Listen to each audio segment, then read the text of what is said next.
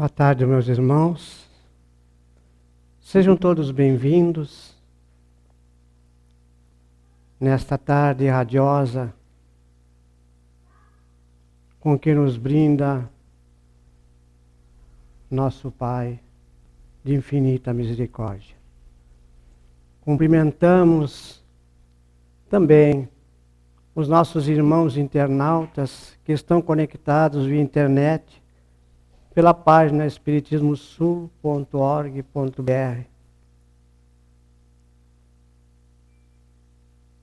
Vamos elevar nosso pensamento a Deus e a Jesus.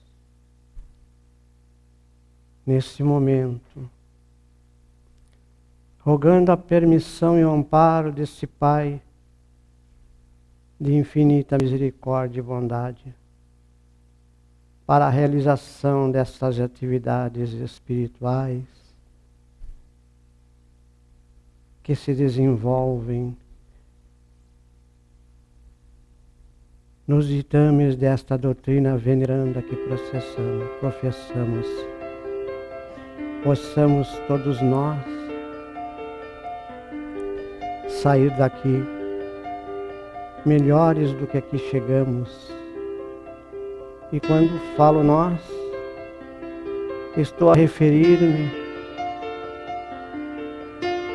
além daqueles que morejam na carne como nós, os nossos irmãos que partiram já para o plano espiritual, e que muitos deles vêm estudar conosco, vêm participar dessas atividades, e aqui se encontram junto conosco,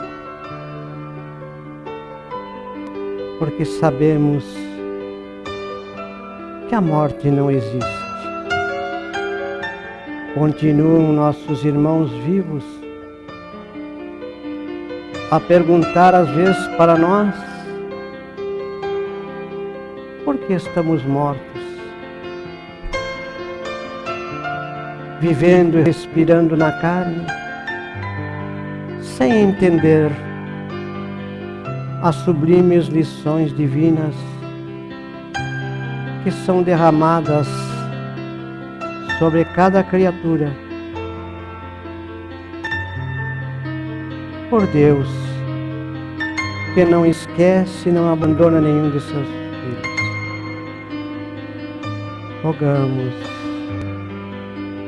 a intuição, o amparo desses benfeitores espirituais desta corrente, sob a coordenação do Dr. Bezerra de Menezes, que dirigem esses trabalhos no plano espiritual.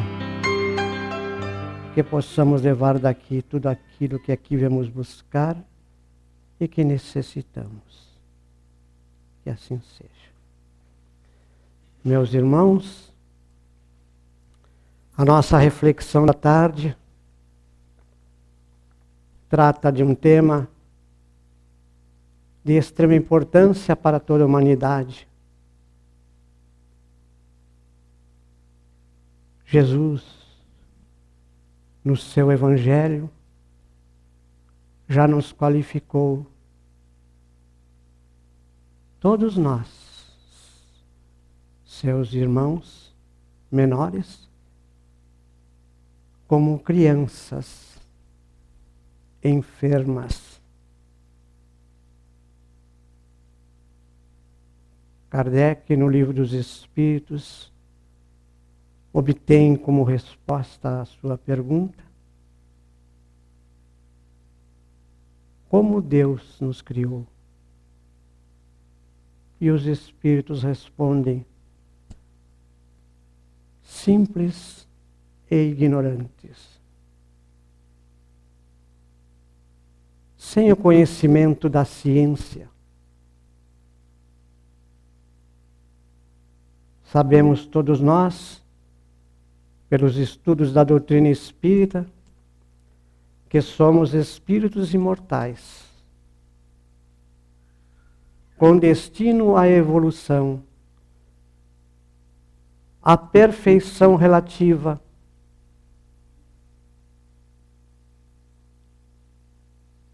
Pelo nosso próprio esforço, dominando as nossas paixões, as nossas imperfeições, mas dotados de um livre-arbítrio.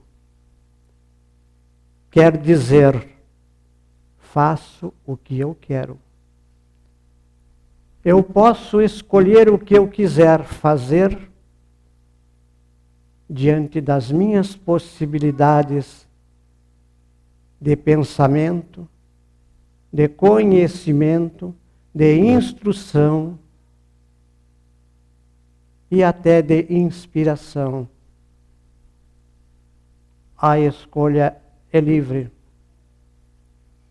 A semeadura, por conseguinte, também o é. Posso semear o que eu quiser.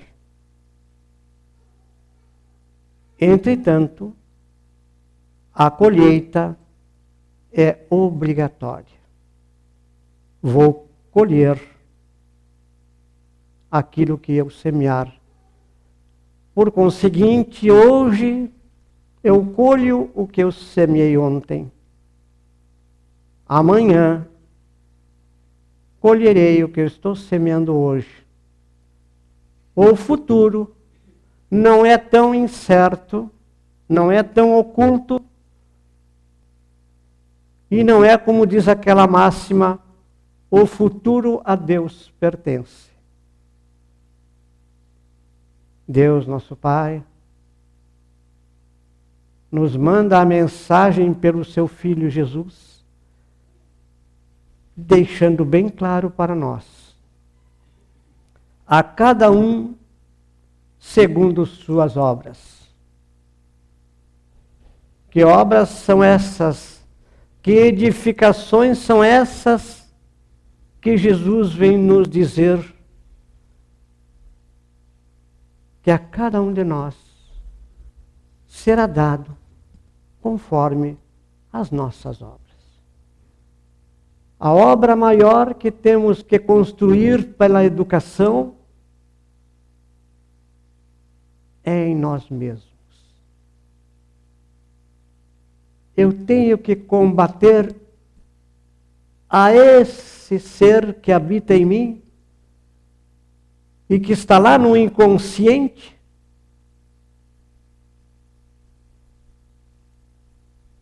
e que é meu inimigo. É ele o meu inimigo que está comigo, dorme comigo, vive comigo, e não o meu vizinho, o meu marido, a minha mulher, a minha sogra, o meu irmão, o meu pai, o meu filho, a minha filha, o meu parente, o meu vizinho, quem quer que seja. Esses, se me contrariarem, se pisarem no meu calo, se me baterem, se me perseguirem, se me odiarem, se me fizerem o mal, são meus professores. Esses são os meus educadores. Vejam a minha insensatez quando eu ataco o meu professor. Aquele que vem para me educar, me instruir, me fazer um ser melhor, eu não o compreendo. E porque eu sou uma criança espiritual, como diz Jesus, permaneço nesse entendimento. E como criança eu não cometo crime nenhum, porque eu não compreendo, eu não sei, eu continuo ignorante, sem conhecimento de mim mesmo. Quando eu deveria me conhecer e me educar, para combater esses monstros que estão dentro de mim e que atrasam a minha caminhada evolutiva. E eu sequer penso neles em momento algum.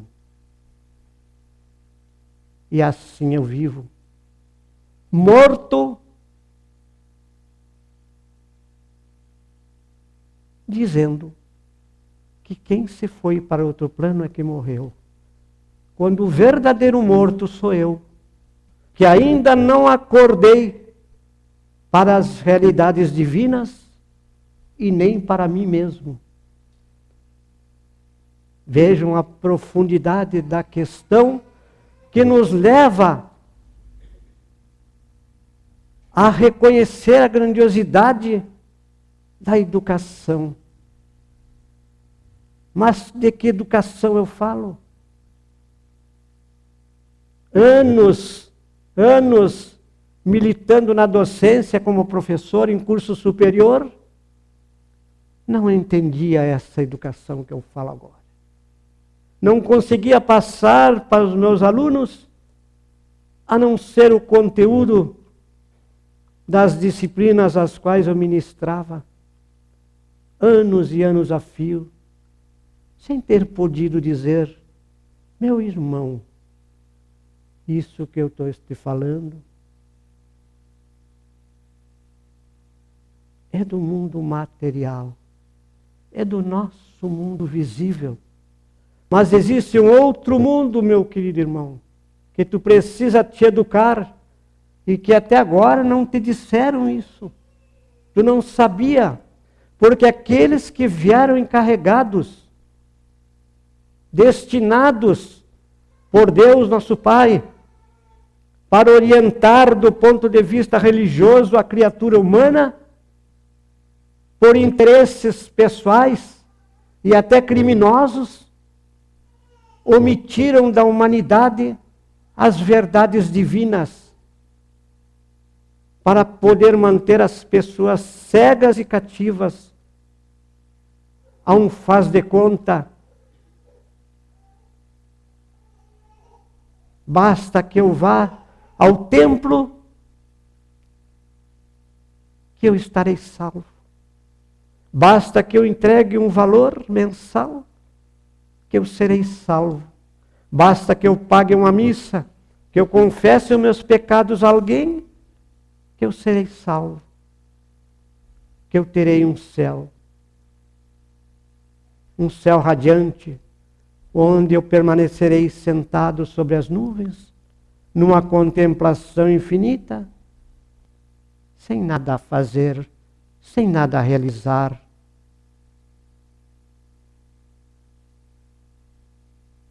Esse comprometimento fez com que a humanidade permanecesse paralisada, conflitando entre si, sem poder elevar-se do ponto de vista espiritual, que é o objetivo pelo qual nós estamos aqui encarnados nesta vida hoje,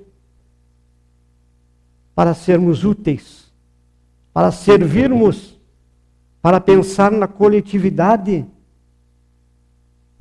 nos esquecendo de nós mesmos, do nosso personalismo, do nosso egoísmo, do nosso orgulho.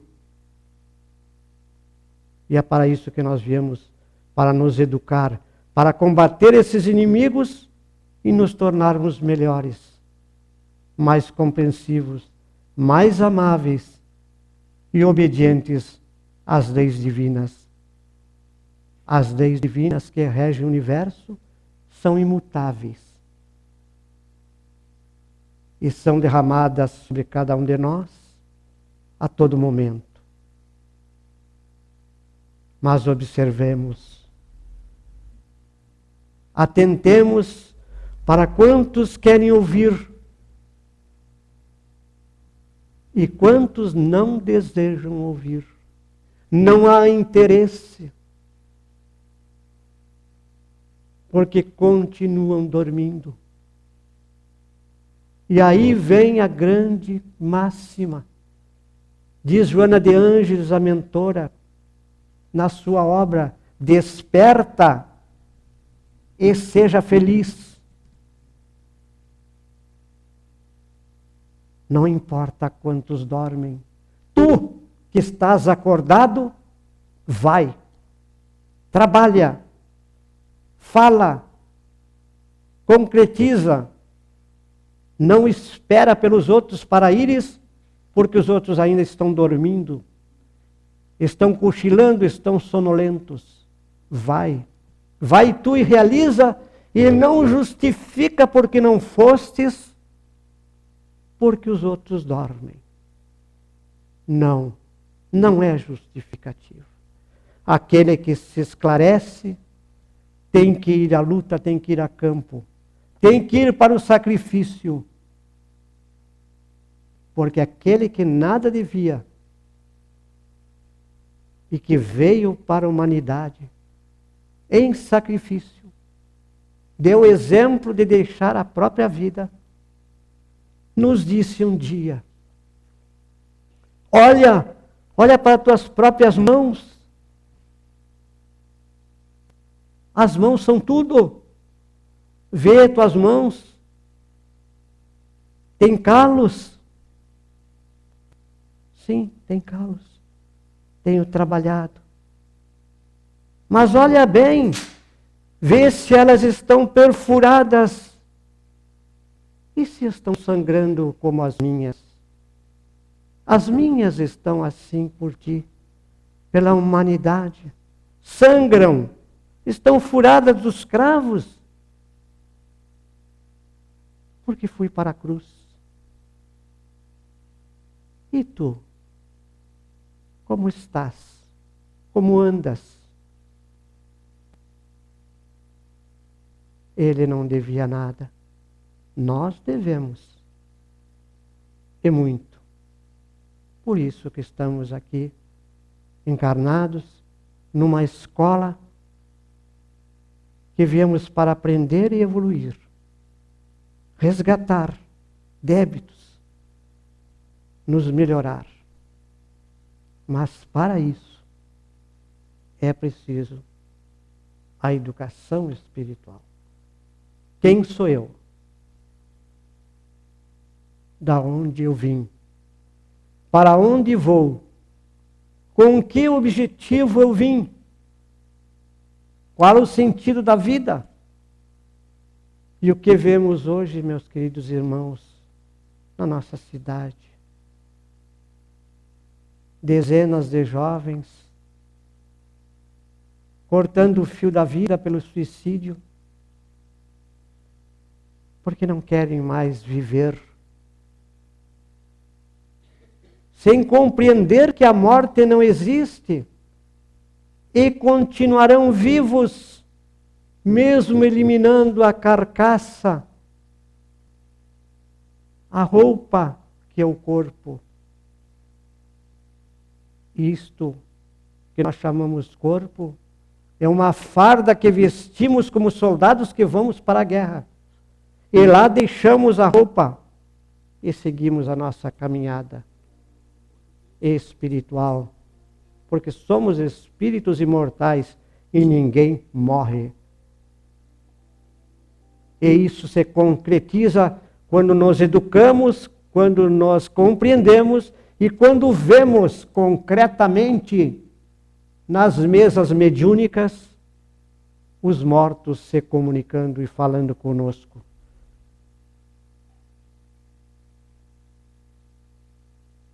Uma mulher, numa determinada comunicação, me chamou a atenção. Tu é cego? Bem assim. Tu não vê que eu sou uma mulher? Eu não sou teu irmão. Tu és cego? E eu calei. Eu sou uma mulher. Como eu não tenho o dom da vidência, eu não pude identificar aquele irmão que ali se encontrava na minha frente, dialogando comigo. Ele no mundo espiritual e eu no mundo material. Digo, não importa. Tu és meu irmão. Tu és um espírito imortal. Tu estás falando comigo. Tu és meu irmão, não importa o gênero. Para Deus, todos nós, espíritos, somos irmãos. E tu é meu irmão. Eu poderia ter dito, mas não disse. Minha irmã, tu me enxerga? Tu estás me vendo? Eu sabia que ela não estava me vendo porque a situação dela era de dor, de angústia, de muita aflição no mundo espiritual, pelas condições com que ela se revelou e o motivo pela qual ela cometeu inclusive o suicídio. Eu seria delicado, seria mal educado se dissesse, então, minha irmã, me dá a mão que somos dois cegos, tu desse lado e eu deste. Mas não falei. Ao final ela se desculpou, pediu desculpas porque ela não entendeu. Não tem problema, não tem nada que se desculpar. Nós estamos aqui, num diálogo fraterno, como irmãos, para nos atender às nossas necessidades. Minha irmã, eu sou mais necessitado que a senhora. Não se preocupe em pedir desculpas. Eu também sou necessitado. Eu também sou um espírito inferior. Estou na carne. Mas não se preocupe com essas coisas. E ficamos assim. É necessário nos educarmos também para o diálogo com esses irmãos. Futuramente não sabemos se podemos estar numa casa espírita, participando de uma mesa mediúnica e levando a caridade, o conforto, o consolo, o entendimento a essas criaturas. Irmãos nossos que partiram, que estão ali do outro lado. Lugar para onde todos nós vamos um dia. Quem sabe um dia nós não viemos também na casa para pedir uma ajuda, pedir uma prece.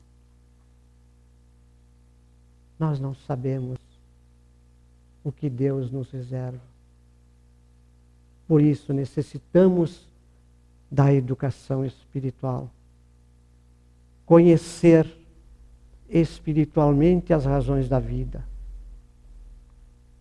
Para melhorar a nossa saúde do corpo e do espírito principalmente. Porque quem adoece primeiro é o espírito. E o espírito adoece por falta deste componente. Ele não compreende, ele não se educou, ele não sabe das coisas da vida espiritual. E precisamos todos saber. Porque se sabemos que a vida continua, que nós não morremos, nós temos a outra vida. E essa outra vida é a vida verdadeira. Se prestarmos atenção no que nos cerca, no que nos rodeia, em todas as circunstâncias e momentos desta vida, nós vamos ver, vamos sentir o quanto estamos iludidos. Nos iludimos, nos anestesiamos, passamos a dormir longos sonos e a vida segue. Então, os desentendimentos, aquilo que almejamos do nosso companheiro, da nossa companheira, aquelas expectativas que temos com o outro, com nossos filhos, maridos, mulheres, companheiros, companheiras, formamos expectativas sobre aquela criatura e aquilo é tudo para nós. No momento que aquela criatura se vai, porque tem que viver a sua vida, tem que viver as suas experiências que ainda não viveu e que são necessárias porque fazem parte do seu projeto reencarnatório. Vieram para viver aquelas experiências e nós não sabemos. Mas elas têm que viver, é delas. São experiências delas que trazem como nós um programa, um projeto, um programa reencarnatório. Chegamos na Terra e o que fazemos? Com o livre-arbítrio resolvemos fazer aquilo que melhor nos aprovém. não queremos passar por sacrifícios, por trabalhos árduos, e buscamos a porta larga, como diz o Evangelho, abandonando a porta estreita do sacrifício, da dificuldade, do sofrimento, da abnegação, da doação, doar-se, doar o tempo, doar o corpo, doar energia. Não queremos, deixa para lá, eu vou por aqui.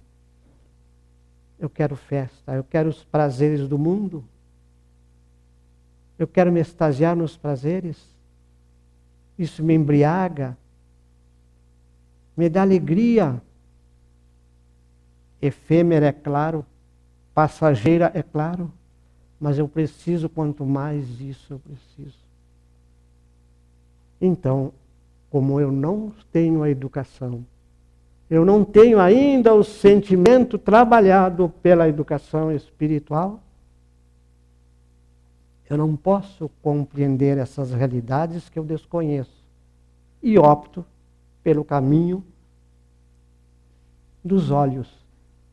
Eu olho com estes olhos, como olho a cada um. Mas não são esses olhos que estão enxergando, é o Espírito que vê. Porque se assim não fosse no mundo espiritual, nós não enxergaríamos nada. E é o contrário. É lá que a nossa visão se amplia. E vemos o que aqui encarnado não conseguimos ver. Vemos por dentro. Dentro do organismo de um paciente ali no hospital, eu como espírito olho e vejo a enfermidade, onde ela está e o grau em que ela está localizada, e como vou curá-la, como vou amenizar a dor, como vou anestesiar, qual é o procedimento que me é permitido aplicar naquele paciente, porque eu estou vendo o tumor dentro, vivo, pulsando, o que eu como médico clínico aqui na Terra não posso ver, a não ser abrindo o corpo, fazendo a cisão, fazendo o corte, para poder fazer a cirurgia. Então, no mundo espiritual, eu consigo ver aquilo que no corpo os olhos não podem ver. Minha comunicação é pelo pensamento. No mundo espiritual, a palavra só para nós. Eles, conosco, pelo pensamento, pela lembrança, pelo sono, estão presentes em nossas vidas. Então, essa educação nos leva à compreensão, ao entendimento de uma vida melhor. Nos aliviando de enfermidades, porque vamos nos asserenar. Vamos fazer com que as nossas células trabalhem harmonicamente, sem nos incomodarmos com tantas coisas da terra que ainda nos fazem mal, que ainda nos prejudicam, que ainda não compreendemos porquê da existência delas, porque não nos educamos para saber que anteriormente tivemos outras vidas e que não fizemos só o bem, fizemos também o mal, prejudicamos também. E hoje, esses credores batem a nossa porta constantemente. E nós, como não compreendemos, tratamos-os como inimigos. Daí Jesus dizer, amai os vossos inimigos. Porque Jesus nos diz isso no Evangelho há mais de 2000 anos. Orai por aqueles que vos perseguem e odeiam. Orai. Pedir pela saúde da criatura que está doente. Orar, orar. A oração. Achamos que oração é coisa de padre. É coisa de carola, é coisa de... Eu não vou estar orando toda hora. É? E quanto baixa o hospital doente, O médico não deixa na prancheta todo o tratamento para ti? De hora em hora um remédio, medição da pressão, da temperatura, uma prescrição médica, alimentação, de hora em hora um comprimido, uma injeção, uma verificação. E por que eu tenho que orar uma vez por semana? Se eu estou em aflição, se eu estou com um problema que eu não consigo solucionar. Não é para mim solucionar, é para mim eu pedir a solução, pedir ajuda. E eu, orgulhoso, não faço. Nem por mim e nem pelo outro. Falta de educação. Falta de educação. Não orar sistematicamente. Não buscar o evangelho no lar quando esse lar está tumultuado. É falta de educação espiritual, sim. Aceite ou não. Aceite ou não. É uma questão de opção. Aceitar ou não, crer ou não, é uma opção nossa. Mas o sofrimento vai nos dizer, vai nos dobrar os joelhos, porque diante de Deus e de Jesus, espírito rebelde nenhum suporta por tanto tempo. Por quê? Deus e Jesus nos ama muito, a todos nós. Derrama amor diariamente. A cada dia que nasce esse sol, nasce o amor por nós. Está junto de nós, ali ao lado da irmã, ao lado do irmão, o seu anjo da guarda, caminhando junto, protegendo. Quantas coisas são evitadas e nós nem sequer sabemos, percebemos o quanto somos ajudados, o quanto somos amados. Quando nós descobrimos isso, que vamos a sentir esse amor tão grande, meu Deus, quanta alegria o nosso espírito vai sentir, quanto amor, quanta elevação espiritual nós vamos ter por entendermos e compreendermos a bondade divina se espraiando sobre cada um de nós. Precisamos, meus irmãos, todos nós, necessitados que estamos aqui nesse vale de lágrimas, nos educar. Kardec, o codificador, Pestalozzi, seu mestre, Jean Piaget, um grande educador, nos deixa a mensagem. A nossa educação é evolucionista, é construtivista. O que ele quer dizer? Que nós temos que construir a nossa educação. Podemos vir beber de um conhecimento, mas a execução e a construção da obra em nós é nossa, individualmente. Por quê? Porque podemos rejeitá-la, não aceitar. Deus nos forçará? Não. Mas nós vamos ver as consequências da nossa rebeldia, quando Ele sobre nós derrama tanto amor e tanta bondade. Por hoje, pelo momento, a reflexão que tínhamos, meus queridos irmãos, é para que atentemos, para que despertemos para poder despertar os outros que dormem. Como nós um dia dormimos muito, vínhamos dormindo e nos despertaram, pois sejamos nós também o despertador dos nossos irmãos que dormem, e um dia possamos todos nós juntos fazermos parte de uma falange de espíritos inteligentes, diligentes, preocupados com aquilo que Deus nos disse. Sois co-criadores, auxiliares na criação. A criação divina espera que cada um de nós cumpra com a sua responsabilidade. Porque esse é o objetivo da vida. Cuidar também dos nossos irmãos de caminhada, que vêm mais atrás, necessitados como nós, que um dia fomos amparados, fomos guiados por essa doutrina veneranda.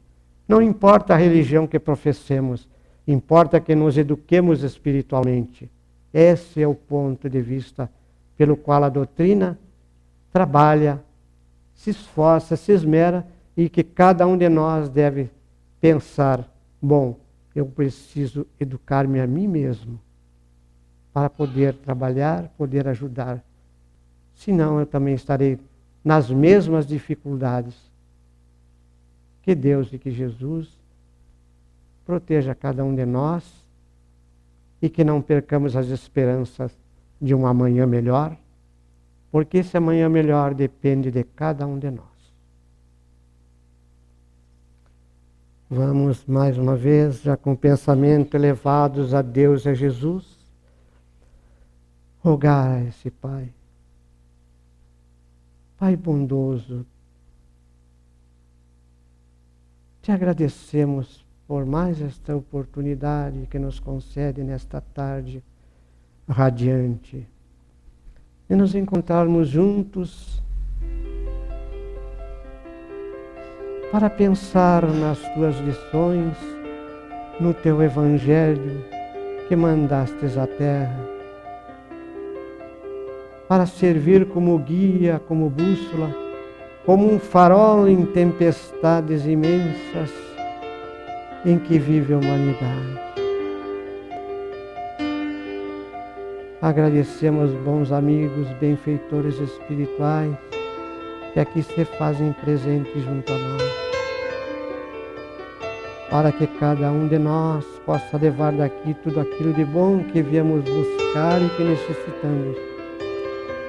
Possamos derramar esses eflúvios salutares sobre os nossos familiares, sobre aqueles que nos buscam ou nos buscarão a qualquer momento, para nos pedir uma palavra, um auxílio, porque saberão que professamos uma doutrina esclarecedora e nós, cada um de nós, terá condições de ajudar e de elevar-se cada vez mais, vivendo uma vida plena, como nos disse Jesus, em abundância, em muito amor e em muita harmonia.